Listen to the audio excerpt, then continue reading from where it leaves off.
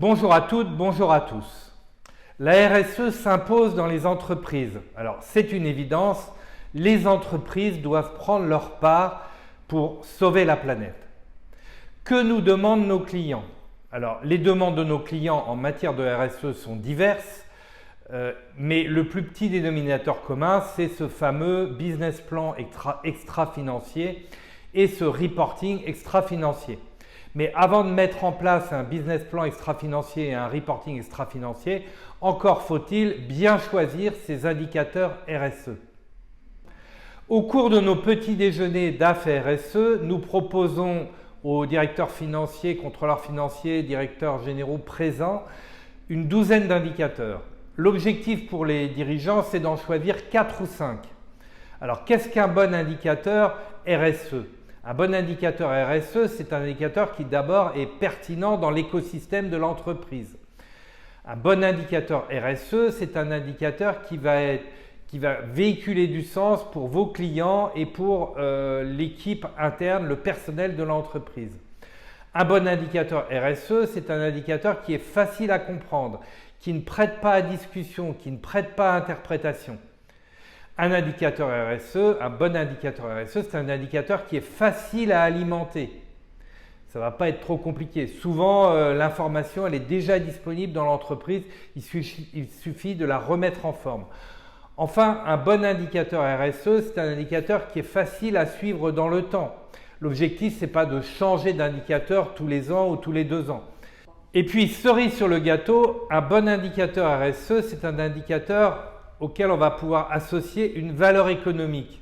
À un moment, on va pouvoir dire, dans ce domaine, l'entreprise, nous avons investi tant et dans ce domaine, nous avons constaté un retour sur investissement de tant. Alors, désolé d'être cash, mais un indicateur RSE pertinent, un bon indicateur, il doit avoir cette traduction économique et financière. Autrement, c'est simplement un indicateur de communication ou un indicateur de forme.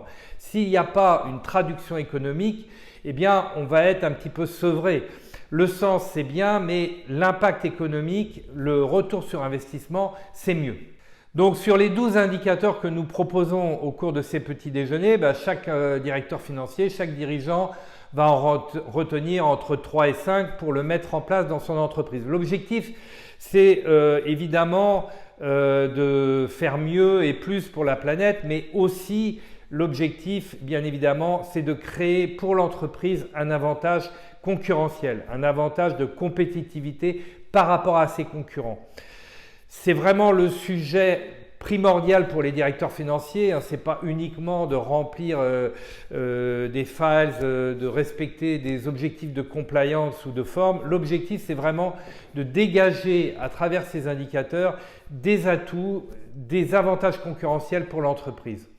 Se fixer des objectifs en termes de RSE, évidemment, c'est utile par rapport aux clients, c'est utile pour recruter de nouveaux talents, fidéliser les talents dans l'entreprise. En revanche, se battre contre la concurrence, c'est autre chose. Et ce que nous demandent les clients en termes d'indicateurs, évidemment, c'est un petit peu de forme, mais c'est aussi et surtout beaucoup de fond.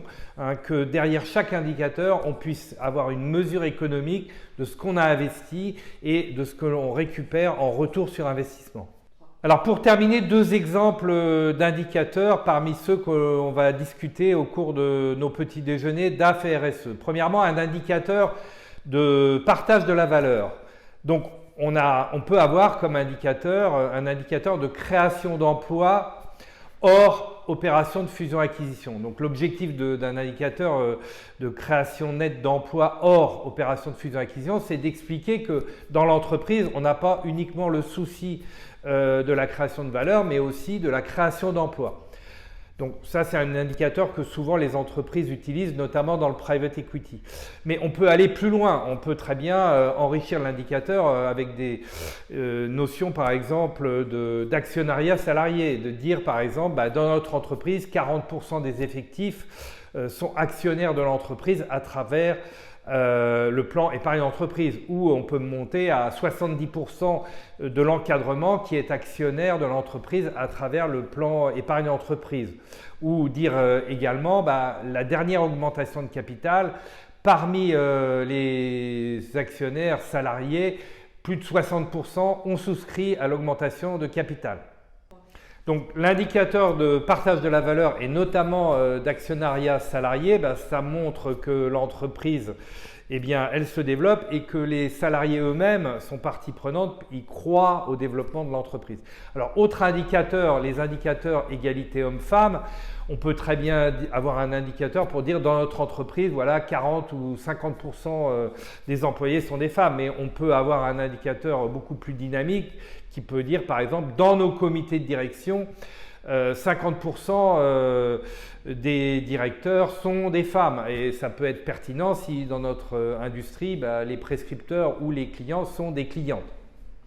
Voilà, l'objectif de nos petits déjeuners sur les indicateurs RSE, c'est de créer un dialogue avec les directeurs financiers et dirigeants présents et bien évidemment de pouvoir mettre en place très rapidement ces nouveaux indicateurs au profit de la planète mais aussi au profit du développement de l'entreprise.